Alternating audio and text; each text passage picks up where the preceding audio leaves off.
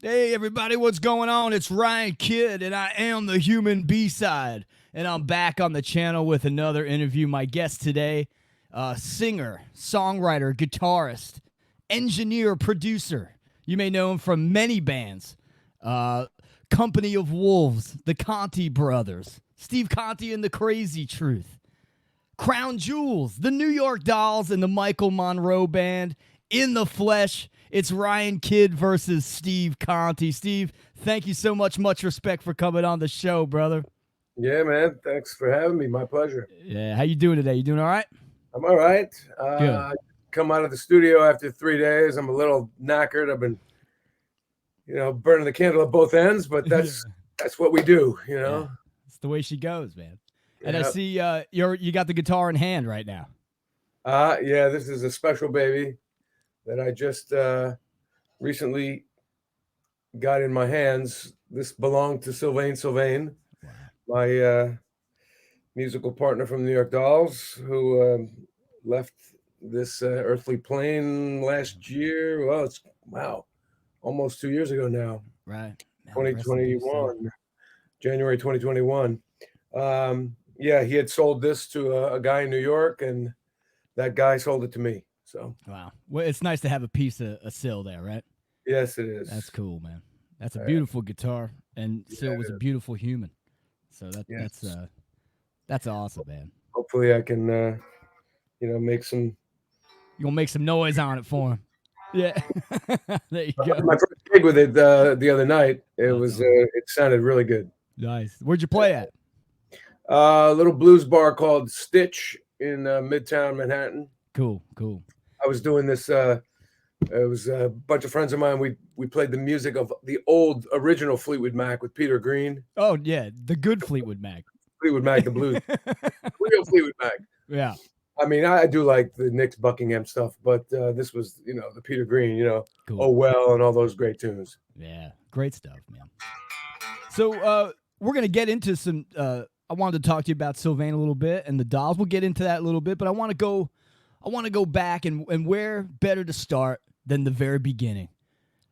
Little Steve Conte's alone in the world. He's just a kid, right? Little Steve Conte's wandering around the rock and roll universe. And I want to know, what was one of your first musical memories?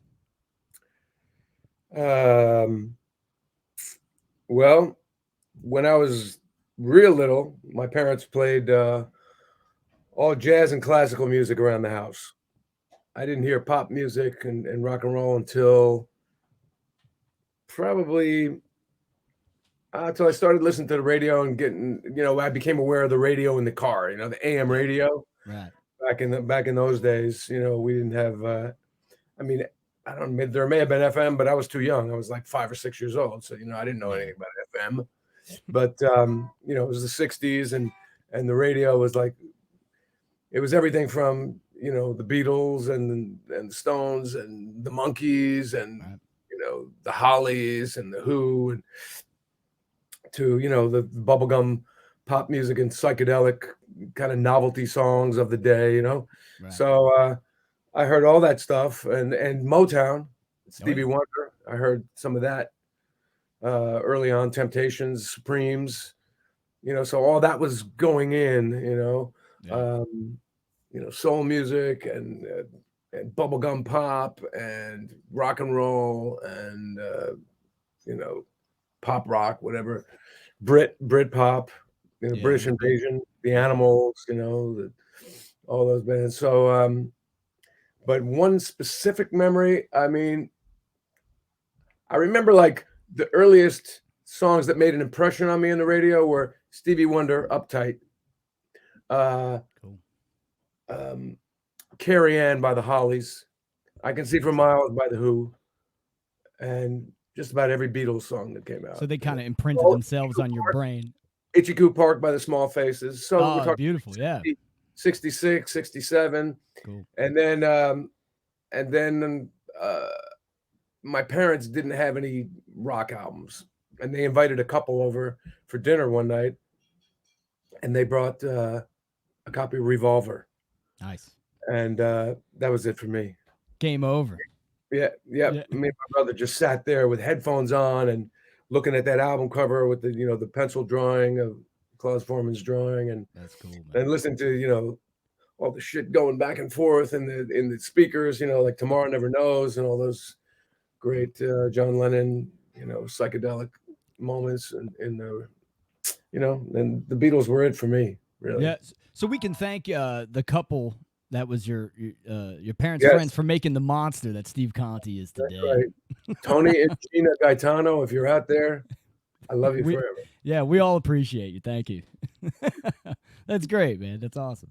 Yeah. So digging into a little bit, we'll get into the music here now. I want to ask you about a band. I saw a video on YouTube of the Hudson River Rats. Oh yeah, my blues Okay. band.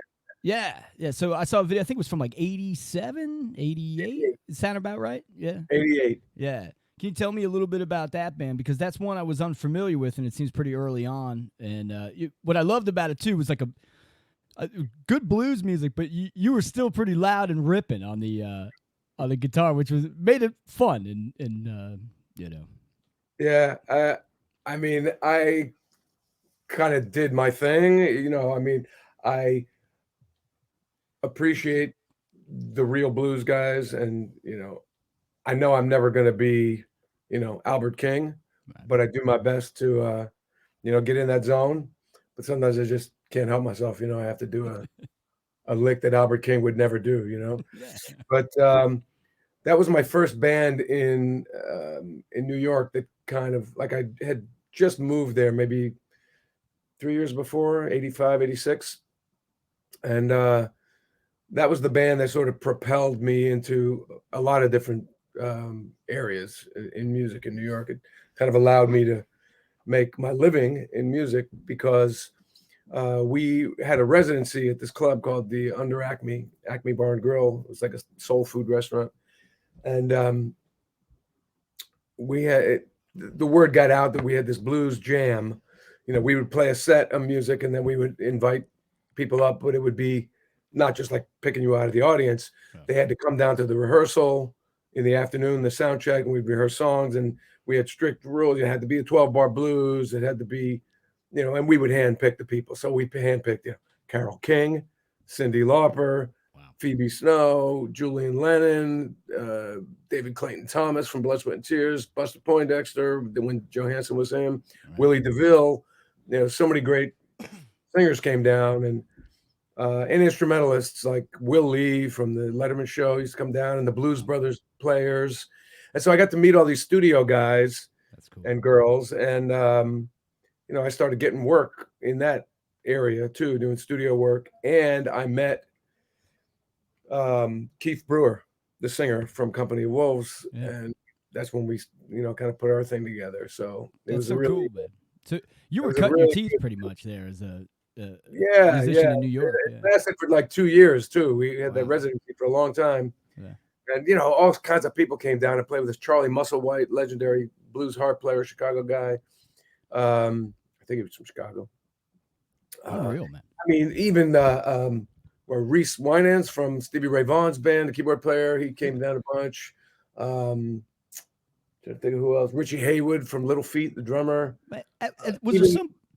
Was there some point where you were like, "Holy shit, there's so many people coming up"? Like it really snowballed into this thing that became. Yeah, cool. and I was happy about it because I was like, all right, I just moved to New York. How do I move past, just being like another guy, another, starving guitar player, singer and songwriter in New York City, and that really kind of propelled me, meeting all these people. And they went, hey, man, you can play. Come on, why don't you come and play on my record or play on my session or whatever. That's cool. And, so that, I was going to tell you who else even came down. Steeman Steve Clark from Def Leppard came to play. Oh, no way, really? And who was a person that came up and you didn't suspect would blow you away, but really you were like, whoa, this was special. Is there anyone that sticks out? Phoebe Snow always brought the house down. I mean, She was just an amazing singer. Rest in peace. She was a good friend of mine too, and she was kind of my vocal mentor. We would hang out. I already knew her, so I invited her down, and once everyone else heard her, and people knew about her anyway, but you know, once audiences who didn't know her, you know, if you folks out there never heard of Phoebe Snow, she was one of the greatest like white R&B singers, you know, ever. Wow. She and her range was just killer. It would go from really low to super, you know, like ear shattering. You could break glass with it, you know, Wow. Cool. and Yeah. so soulful and bluesy and perfect and pitch perfect. She never hit a wrong note, a flat note. It was just, you know, Always on, huh? Always yeah. on. That's Yeah. cool, man. So you were cutting your teeth there doing that, and so did that get you into like studio work? Yeah, I got into studio work. I started getting calls for, you know, soundtracks, and you know, I ended up doing a soundtrack with Danny Elfman, That's who, awesome. you know, the Simpsons and so many other movies that we all know and have seen a million times, and you know, commercials and other people's records. Peter Wolf, I played on Peter Wolf's record, who was one of my childhood heroes from Jay Ooh, Giles. Jay Giles, yeah, Maceo Parker from James Brown's band. I get to play on that's record great. from him. Oops, sorry. Maybe I should turn my email off because it's making noise. Um, hold on. Sorry, folks. It's the guys emailing you from the Hudson River Rats, going, "Hey, man, they're talking about us. Let's get it back together." I already put the word out. Let's put Oh, the did band you? together for a reunion while we're all still alive. You Yeah, we got to do it now. know, dropping like flies. You know, between Oh no. COVID and old age. No, no, you're still kicking, man. You're doing great. And so after Hudson River Rats, that's when you land a major label deal with Company of Wolves. Yeah, Is that Mercury, right? Mercury Polygram. yeah.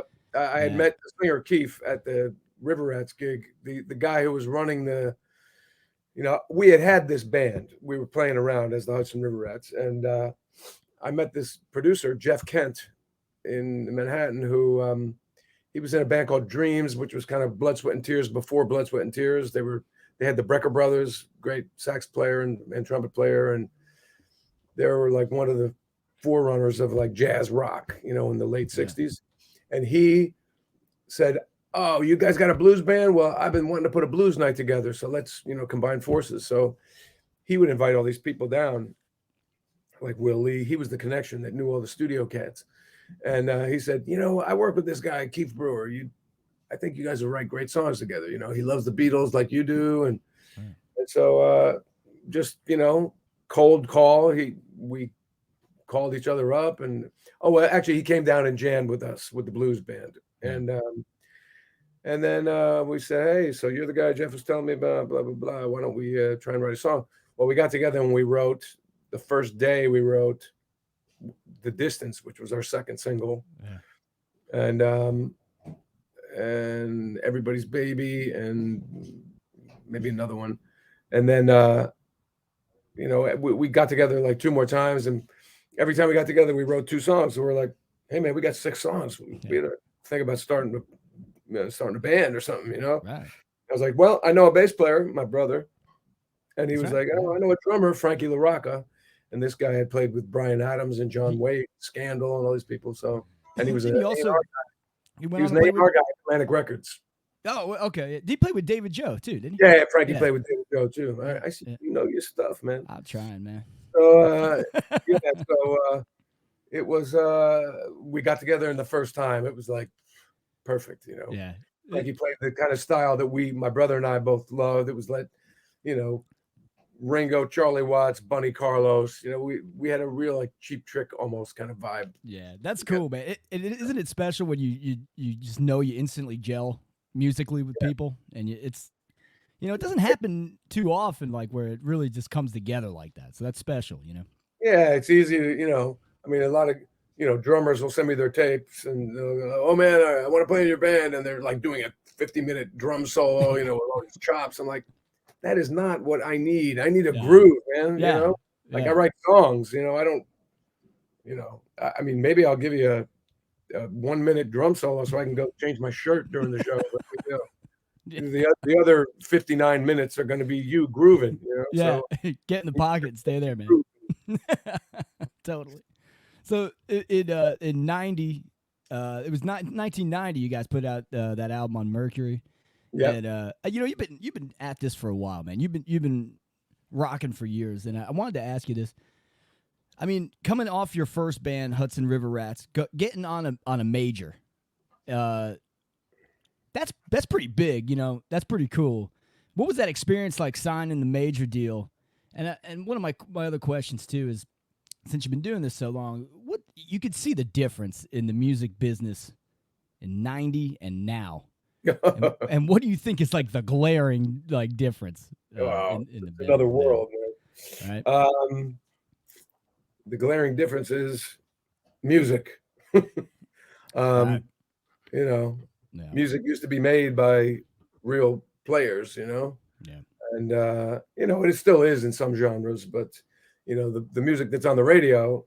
I mean, I was in a couple of stores yesterday, like I was in a Starbucks and a somewhere else, a restaurant, and the stuff that was playing. I mean, I don't think there was a human being on the record, except even the singers. They all sound like robots, It's because they're doing painful, that man. auto-tune thing, and Right. everything's perfect, and to a grid, and to a Pro Tools, which is great. I use Pro Tools, and I cut to a grid, Yeah. but I allow for the wavering, and I even let some out of tune stuff go, and I let Yeah. some sloppy things go because it's human. Rock and roll is human, but there's no humanity. There's no human sound on the radio anymore. And I mean, young rock bands or older rock bands, whatever. There are still rock bands making records, but they don't get to play. Right.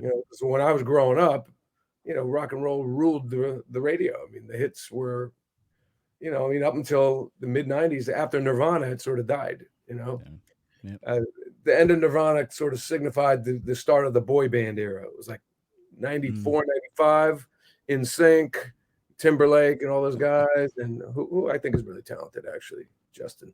Um, but 98 Degrees and Backstreet Boys and all those. Yeah. Yeah. It was a Um, different ball game after that. yeah, and all of a Yeah. sudden it just became about how old are you? Yeah.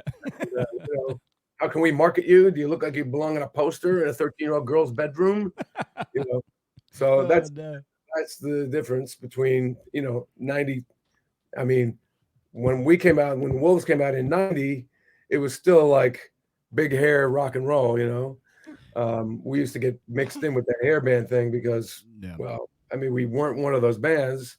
We weren't a metal band, but our label was like, "Hey, we can't market you guys, because you don't look like these other bands that, when Right. they're on the cover of Metal Edge magazine."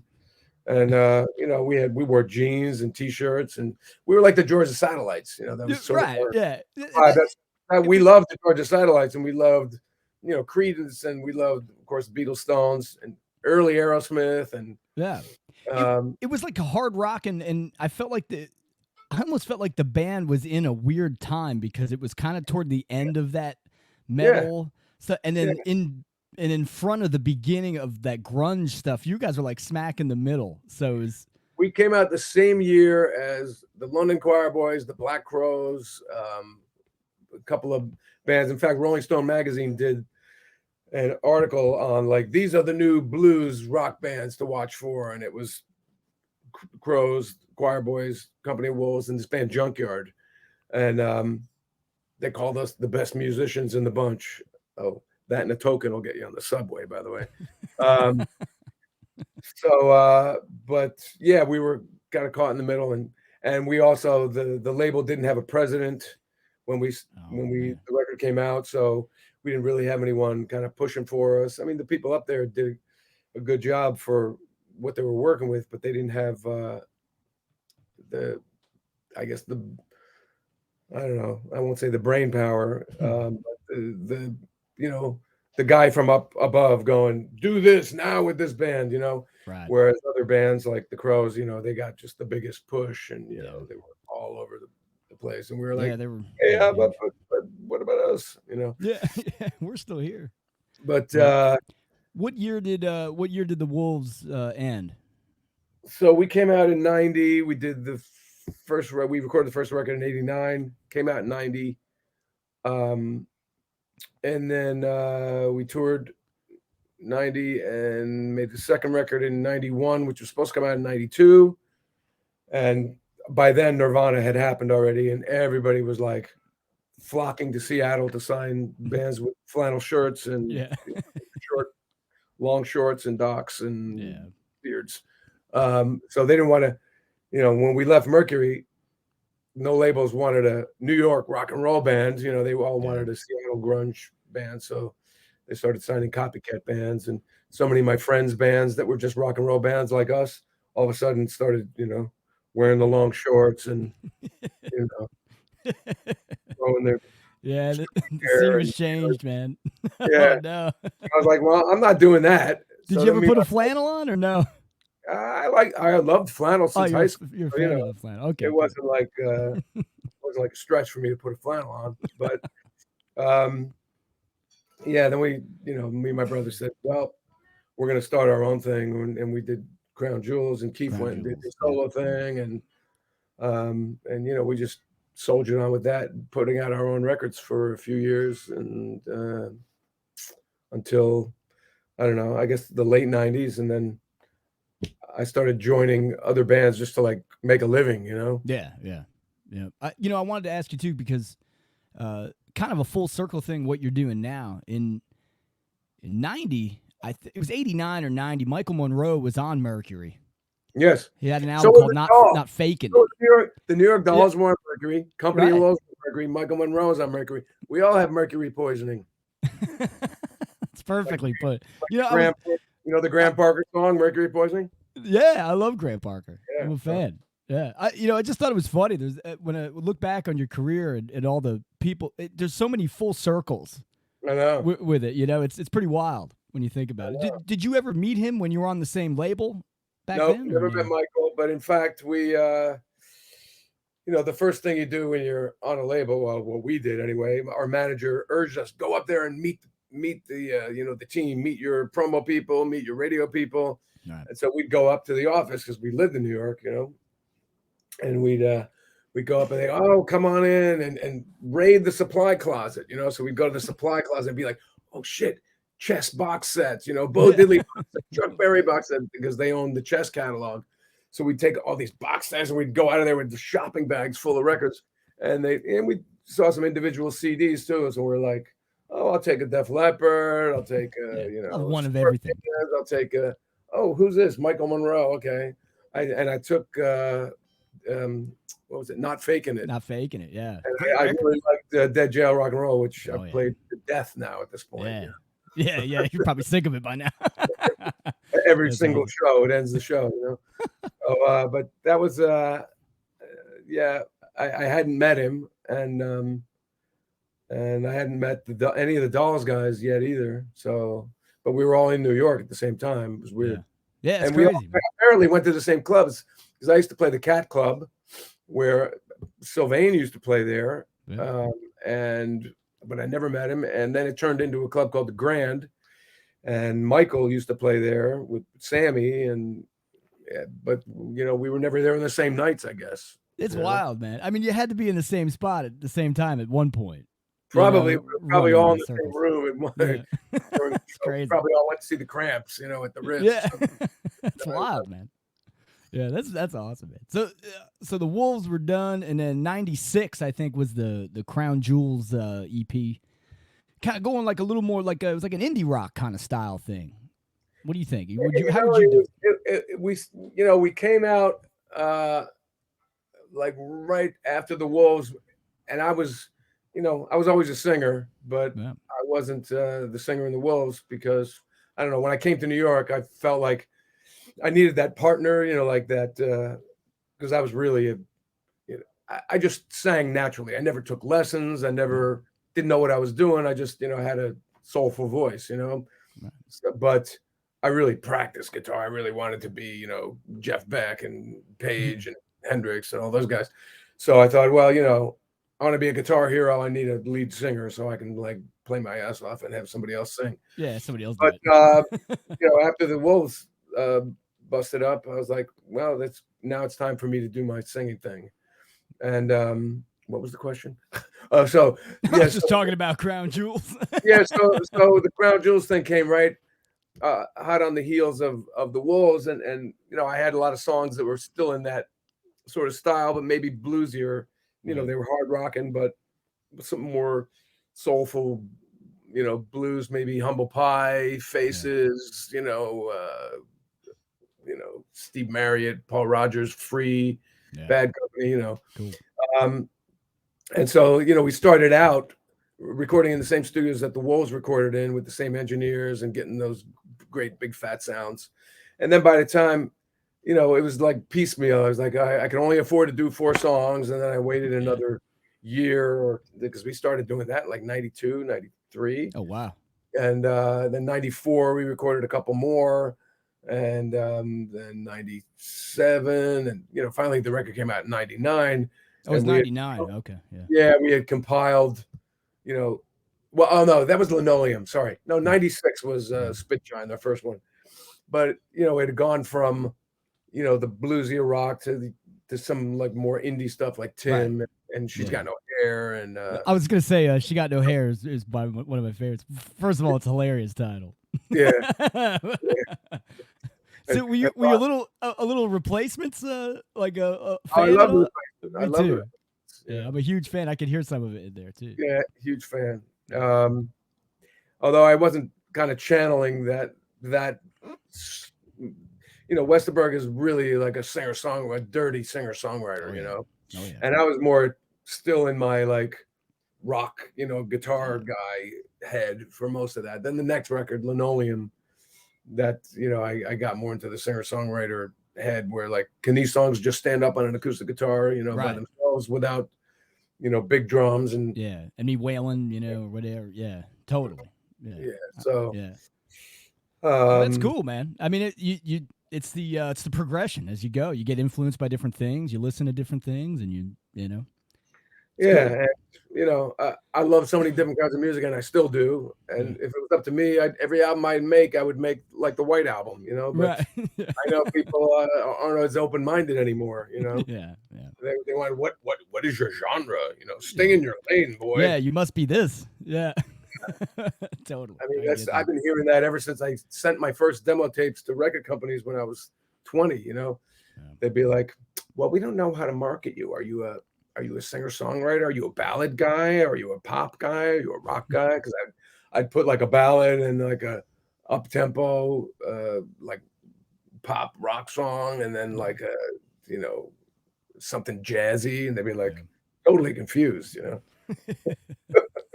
A little bit of everything, man. You're the everyman. I have a little more sense these days. I kind of, when I make records now, well, I'll tell you, I'm sure we'll get around to talking. Yeah, we'll keep. And the next part of the interview is this is actually where I became familiar with you. I've always been a humongous New York Dolls fan. It's one of my favorite bands in the world.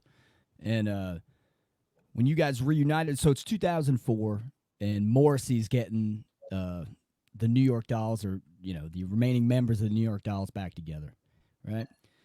And 16-year-old me couldn't believe it. I was 16 when it happened. I was, oh my God, I can't believe this is happening. This is amazing. And what a momentous occasion. And I got to know, like, first of all, how did that even come to fruition for you? When did you get the call, and how did that happen for you, becoming the guitar player for the New York Dolls? Can you see it? It is. Yeah, that's awesome. Backwards? Is it backwards in the? No, it's good on me. Yeah. So, it's another one of these things. Like, you hang around this crazy town long enough, kind of situations. Like with the River Rats, meeting the studio people and the good players in town. Because these people were like the best players. It was like Willie. I mean, they're on 1 million records. They're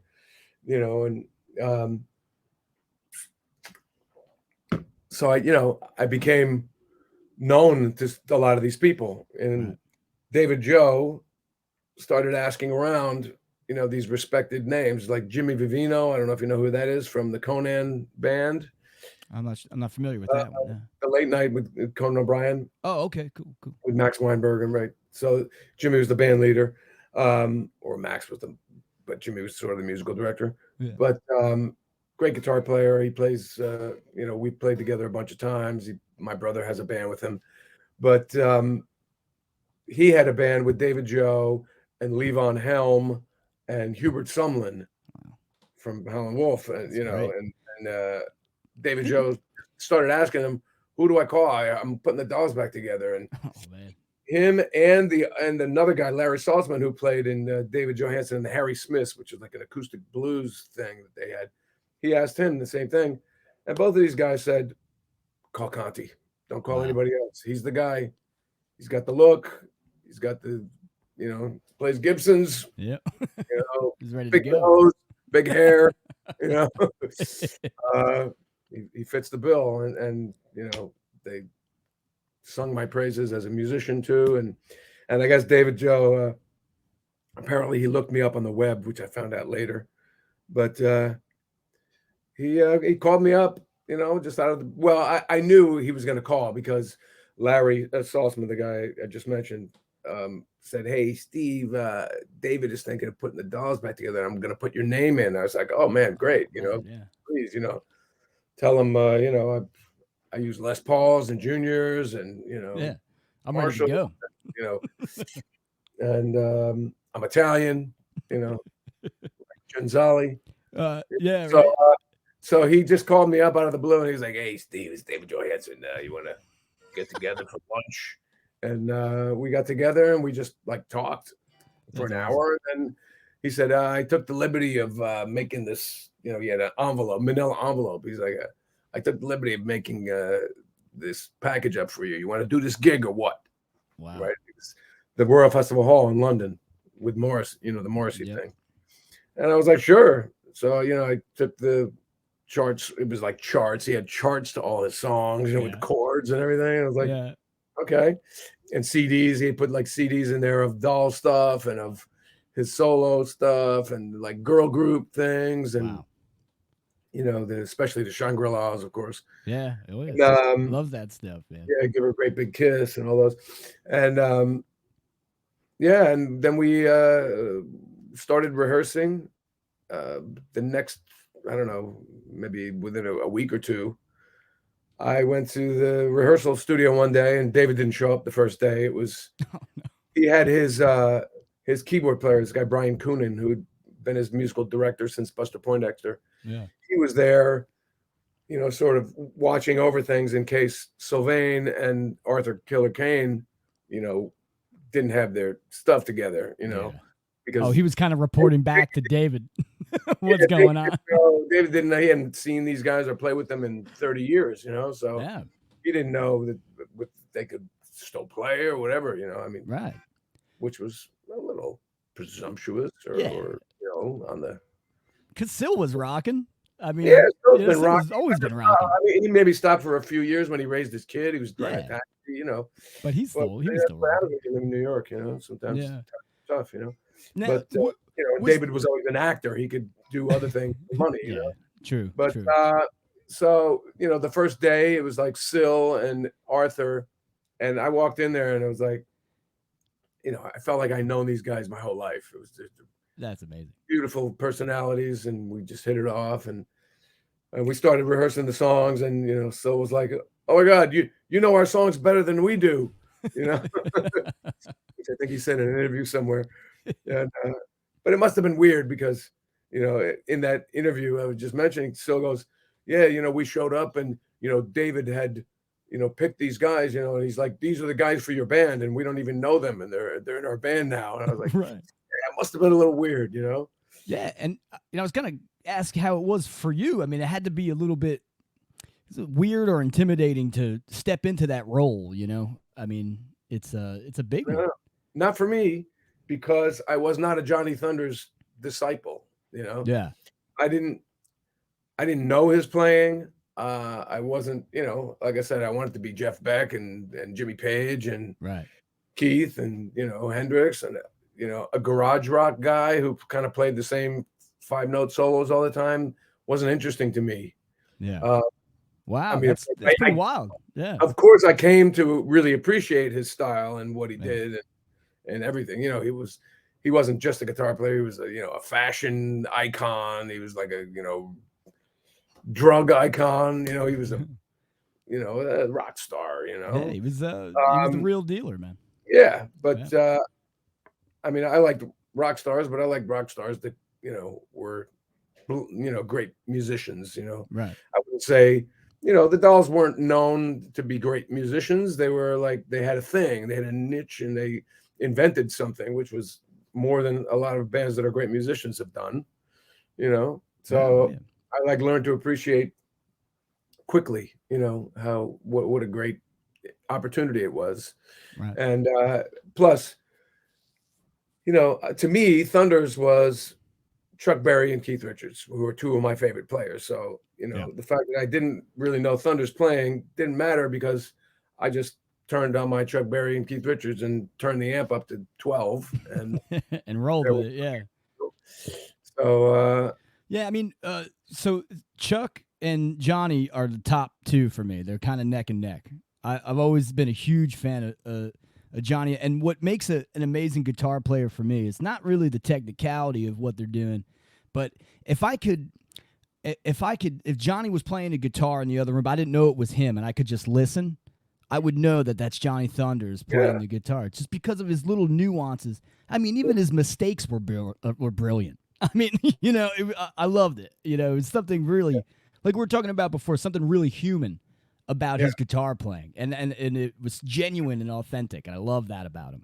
Well, And his playing was like his personality, yeah, and exactly, yeah, that's exactly what, I mean, you get some of these studio guys that are blinding, like chops, but maybe they're yeah, fucking boring people, and right, their playing bores me, yeah, But when someone's got personality, I mean, I don't like Ingve, but Ingve has blinding chops, and he's certainly got a personality, yeah, So, totally. uh, Well, you know, Richie Blackmore, or Steve Morse from the Dixie Dregs, who's in Deep Purple in recent years. He was someone I really loved. Um, I was more into like I wanted to be like a shredder, yeah, yeah, but I just didn't have the. I also divided my time between trying to be the greatest guitar player in the world and trying to be the greatest songwriter in the world and trying to be the greatest singer in the world, and yeah, somewhere I got all three of them like pretty good. yeah, Not the greatest in the world, but it's hard to do three things yeah, well. yeah, all at the same time too, So, right? You know, but I was. I'm fascinated by the fact that you weren't like. I mean, you knew the New York Dolls, but you weren't like super familiar with Johnny's stuff. I think that might have worked to your advantage, though. oh, totally did. You know? But here's the funny thing. When I was so a lot about the Dolls' history. Yeah, yeah, I'm a big fan. So for people out there that don't know, when the Dolls first started, they had before Jerry Nolan, they had another drummer named Billy Yeah, Mercier. Billy. Yeah. And when I was 15 years old, Billy Mercier's, and so this was in the mid 70s, Billy Mercier's family left Queens, where they lived, and moved to the little town in Jersey that I lived in, Mattawan.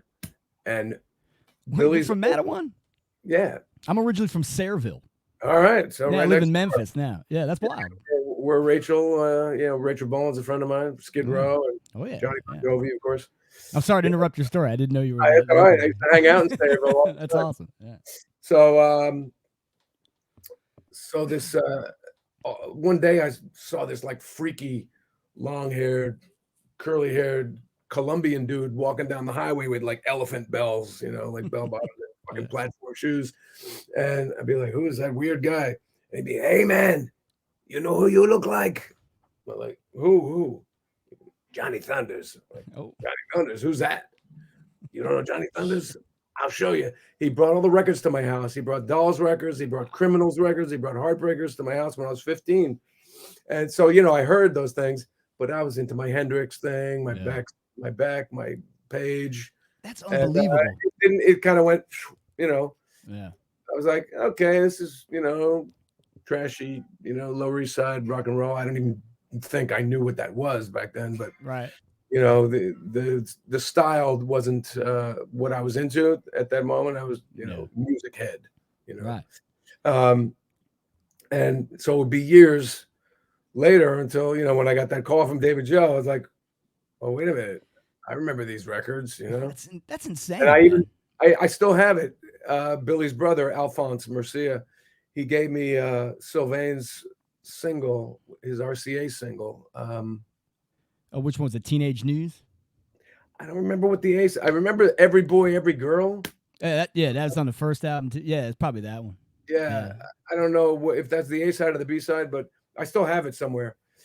And that's yeah, awesome, man. so Yeah, so I had that, and when I told Arthur, I said, Arthur, when we went out to dinner one time after a rehearsal, and I told him the story about Alphonse Mercia following me down the highway and telling me I look like Johnny and yeah. bringing me the records, and Arthur was like, "This was destiny. You were supposed to be in this band." I was like, "Okay." All right.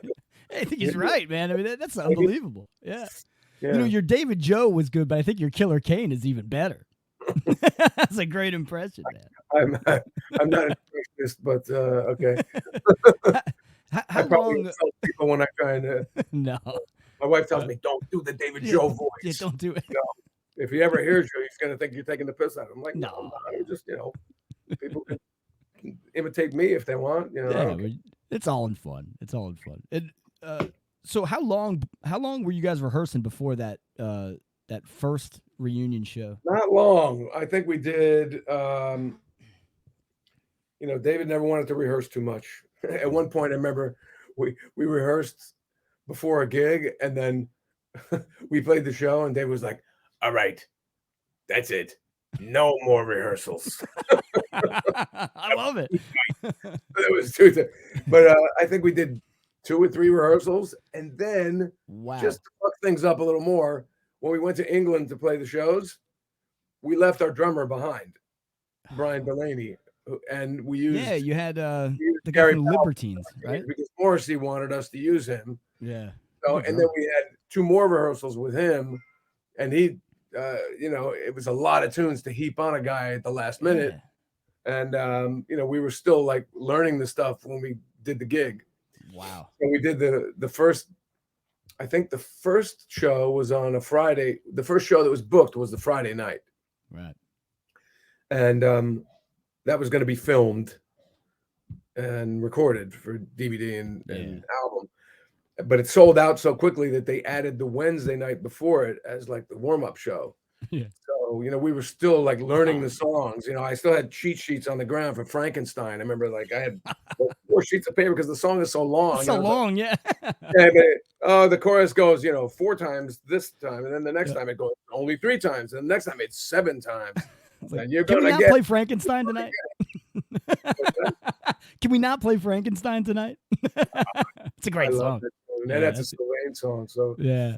um, but I was, Yeah, that's wild, man. not growing up with the records. If you put me in place of Ronnie Wood and the Stones, I'd Yeah. know every song. And Right.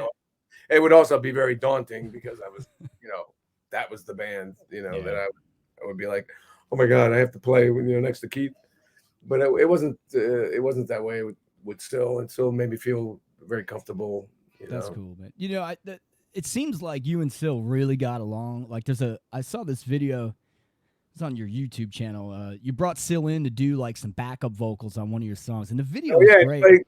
he played guitar on it too. Yeah, I mean, because he's famous for the girl group backups. If you want somebody to Yep. do those kind of vocals on your record, it was Sil. Yep. And the way you guys are just having fun, yeah, exactly, yeah, the way you guys are carrying on, having fun, it just looked like you really bonded with him. Would you say Yeah. probably more than anyone in that band, or? Well, I think him and Sammy were pretty tight because Yeah, he's the one who brought Sammy in. Cool. Because when Arthur died, my brother did the first gig after Arthur. Arthur was only sick, and we did the 2 Meltdown gigs in London with Arthur, and then we had a gig that was in June of 2004, and then in July we had a gig booked with Morrissey, opening for him at Manchester Stadium, which is like 80,000 people. And Arthur was sick. His doctor forbid him to fly. They thought he had a really bad flu. And my brother learned the show on bass in like 2 days. Wow. And came and did the show. And then David Joe offered him the gig, but he was playing with Ian Hunter, I think, or cool. Roseanne Cash, I think he was playing with. So he couldn't commit to it. So then we started auditioning bass players.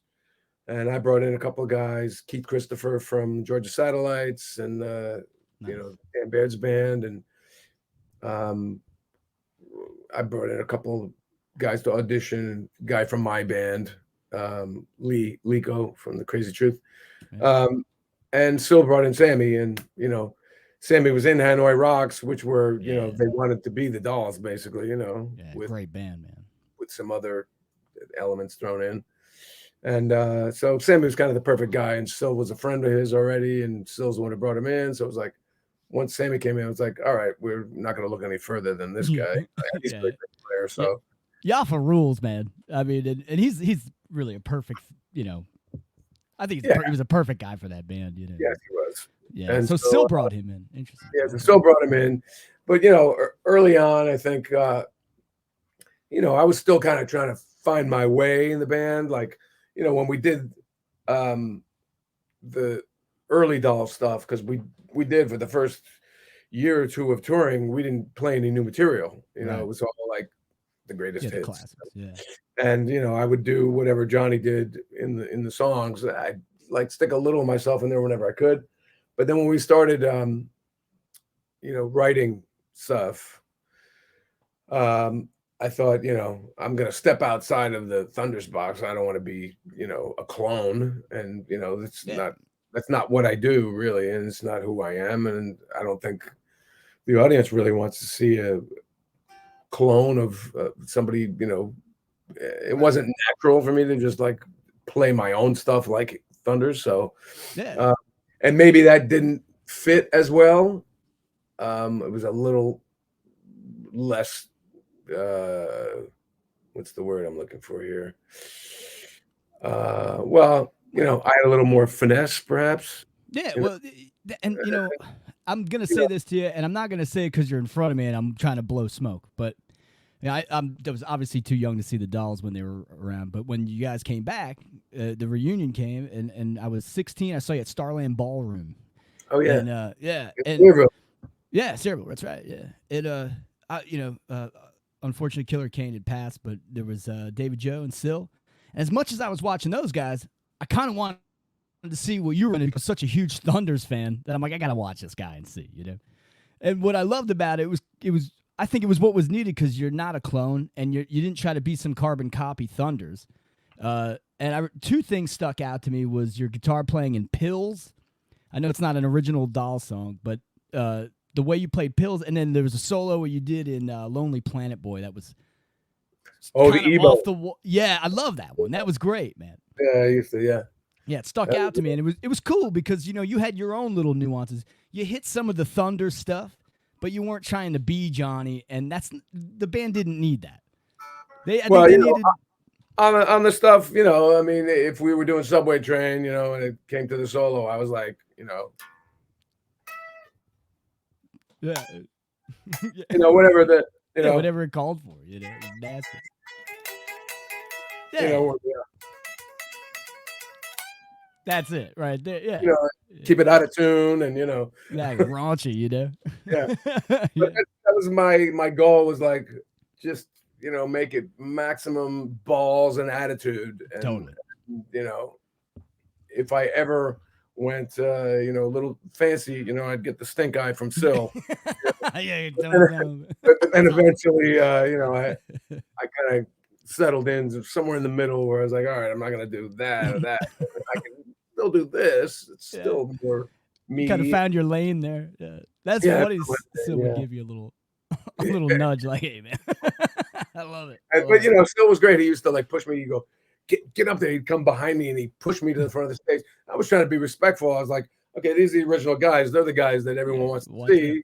They don't know who I am, but still would push me to the front of the stage, Yeah, and but sometimes I'd be playing a solo and I'd hear the audience going nuts, and I'd be like, oh man, they're I'm really rocking. what I'm playing, and I'd open my eyes and I'd see it wasn't weren't looking at me. Syl would be off to the front of the stage going Yeah, like, and the people going crazy. hard to play while I was playing a solo. And you're like, he's I keep my eyes closed. all showbiz all the time, man. That's hilarious, man. Yeah, he was quite the showman. Oh yeah. Definitely quite the showman. I only got to meet him once, and talk about he was just a guy who would make you feel like when he was talking to you that you were the only person in the room. Oh yeah. It You was know? so, for a guy who had been through all he had been through, he didn't really have any there wasn't a bad bone in his body, Right. Yeah. for all the amount of times he got ripped off by Yeah. people and, didn't get his due, never Totally. got his due while he was here on Earth, Yeah. But, yeah, Uh, he was a rare, rare gem. we talked about some of the live shows so far. I want to touch quickly on the recording process because you did 2 albums with the Dolls. Yeah. You did One Day it will please us all to remember even this, and then 'Cause I Says So. So that first record, I mean, just in general, I mean, I don't know if you can generalize the whole thing. I don't want to rush it or anything, but songwriting for those albums, was it kind of like a free forum for writing songs, or was there like who was bringing the songs to the table? Can you kind Well, of describe what that was like? for the first one, David was like, let's write some tunes. I was like, oh, okay, great. I said, so I kind of went home and I looked through my, by this point I was using the computer a lot. So I had like all my original stuff like logged in iTunes, Right. and it was kind of, cause I have cassettes, like, look at this, man. I recently dug out, Nice. I have stacks of these full of original song ideas. That's awesome. But, some of them have writing on it, but, you got to fast forward through a 60-minute Yeah. thing to find that one little thing.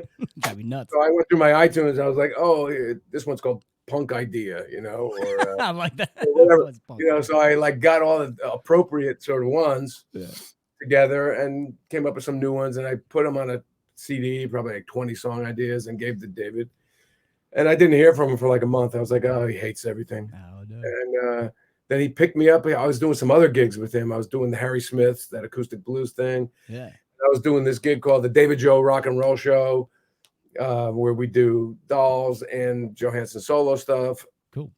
And he picked me up in his car one time, and he's like, hey, Stevie, I wrote some words to some of your tunes. I was like, really? Which one? No way. And he goes, the one you call Starving for Love. It's now called Punishing World. I was like, okay. So much better. Thank you. Sure. And then I had one. It was like 2 songs. We broke it into 2. Rainbow Store came out of one of these song ideas, and then Take a Good. Oh, and what was the other one? Oh, Got to Get Away from Tommy. Yeah, that's a good one. That's another good one. I kind of wrote that. I had the verse, and we kind of finished it off at a rehearsal one day. And then Take a Good Look at My Good Looks was something Syl was messing around with this riff. Yeah. Well, that was my part, but we were playing Walking in the Rain by the Ronettes during a sound check, and we were just grooving on this. After the song ended, Syl just kept playing this riff, and I was like, man, that's a really good riff, man. We should remember that and write a song with it. And we were jamming on it at rehearsal one day, and we are like, it needs a bridge. And I just popped out that bridge right there. So then that became something that I wrote with him and David together. That's cool. So that was how the stuff from the first album came about. And then the second album, we did the same thing. But we got together at a rehearsal now, since we were all a band, and we brought our songs in instead of just giving David, recordings. And, we tried a bunch of stuff that never made it, and some of the stuff ended up on my albums, Recovery. And nice. That was from the. Now, I want to mention that now in case we don't have time. Yeah, I actually don't have a lot more time. You're running out of time, right? But like This Is Ridiculous was a riff that I had sitting around for years. That's a good tune on the on like a fat. It was really like almost like. Oops, there's my alarm. It's my son's birthday today. I got to go to his school. Happy birthday to the boy. But that tune was like a.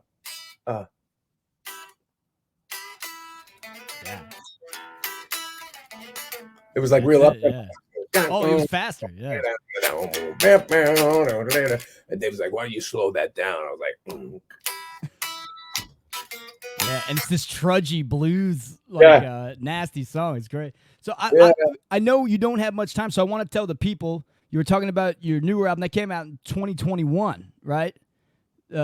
Steve Conte, New York City. Is that it? Oh, yeah. So, well, let me just zoom through. Yeah.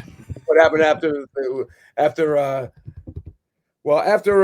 we did One Day It Will Please Us. I did Steve Conte and the Crazy Truth because I had such a blast recording that album.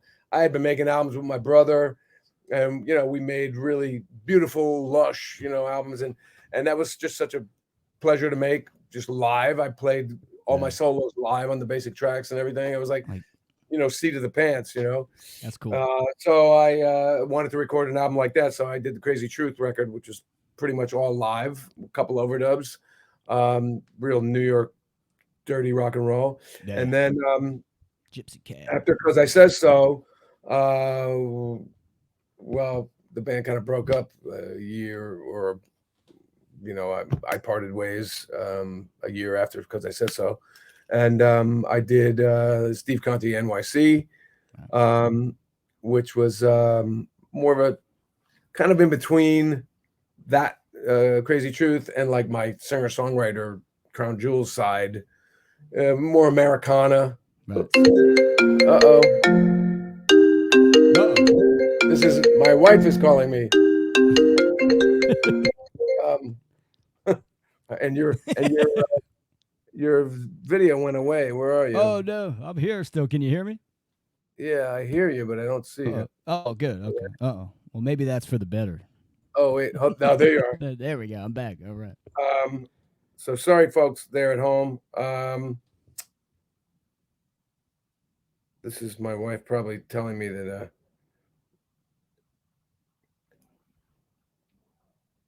you can cut this part out. Yeah. Still in my interview.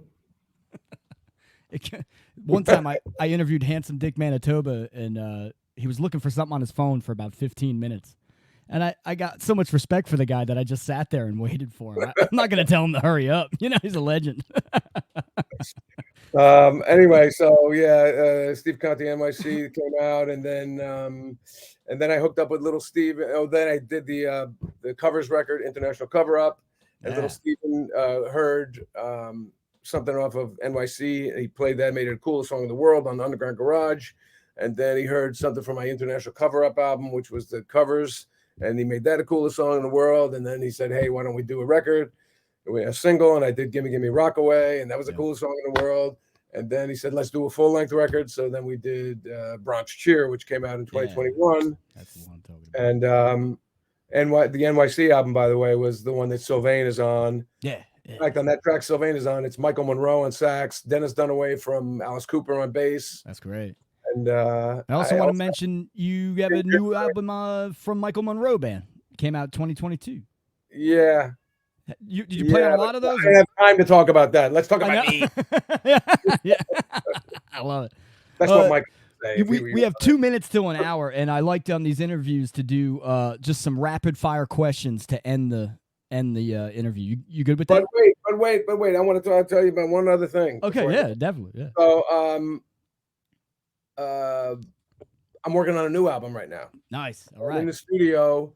I was in the studio yesterday with Prairie Prince on drums, the drummer from the Tubes, Todd Rundgren, and he was the drummer on XTC Skylarking, which is one of my favorite albums of all time. And I've written 8 songs with Andy Partridge of XTC, which is like amazing to me because he's like, to me, one of my songwriting heroes. It's like Mick and Keith, John and Paul, Townsend, Westerberg, and Andy Partridge. And that's awesome, man. Guys, so it's incredible.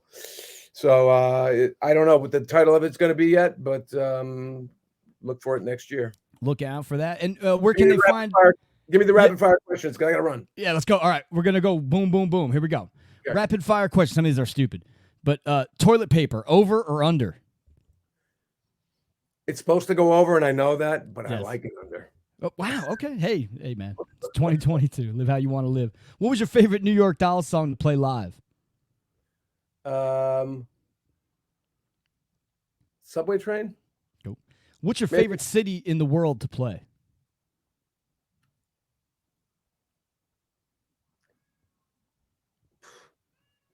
That's a tough one. We can pass San Francisco. Okay, cool. Yeah. Steve Conte, you're elected mayor of New York City. What's the first thing you do? Clean up the subways. All right, cool. If you were given an all expenses paid trip to Cleveland, would you even bother going? Oh, Oh, hell yeah. Okay, cool. All right. Sorry to the Cleveland people out there. If Paul McCartney and Ray Davies were both drowning and you can only save one of them, which one would you save? Ooh. Paul. Yeah. Sorry, Ray. If you could push a button, and when you push this button, it would make everyone in the world 20% happier automatically, but it would also place a worldwide ban on all hairstyling products. Would you push that button? Sure. Oh, good. He wants the people to be happy. What's the best piece of advice you never followed?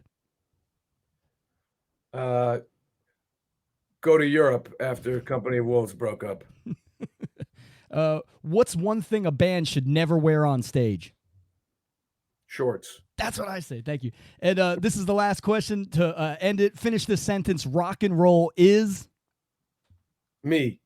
Boom, baby. Thank you, Steve Conte, man. I appreciate you coming on the program. I had a blast talking to you, man. That went by quick, didn't it? Thanks, Ryan. Yeah, man.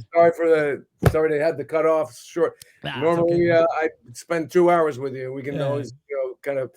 We missed a lot of stuff in the middle there between my new album that I'm making and the Dolls. I made all the Monroe records and a bunch of other things and anime, Japanese. Yeah, all that stuff. Cartoons I'll tell you what, that I sing on, and maybe one day we do a part 2 or something. You never know. Yeah, please. Yeah, that'd be cool, man.